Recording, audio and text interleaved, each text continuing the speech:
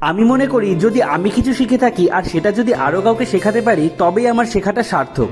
ঘর থেকে আওয়াজ পাই তখনই বুঝতে পারি যে একটা আম পড়েছে, সোজা চলে যাই আম গাছতলায়, গিয়ে দেখি একটা টাটকা গাছ পাকা আম পড়েছে, তখনই মাথায় আসে যে আম নিয়ে আজকে কিছু একটা করা যাক। আরে আম দেখতে দেখতে আবার কলা কোথা থেকে চলে আসলো।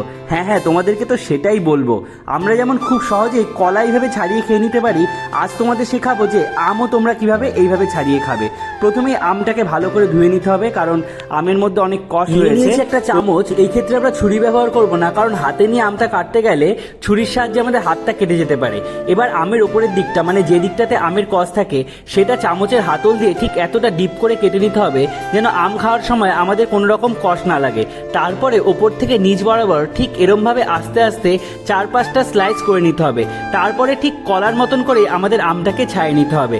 দেখো একটা ছোট্ট চামচের সাহায্যে কি সুন্দরভাবে আমটা আমি ছাড়িয়ে নিচ্ছি। আর এইভাবে আম কাটলে কিন্তু আটিটাও খুব সুন্দরভাবে আলাদা হয়ে যাবে।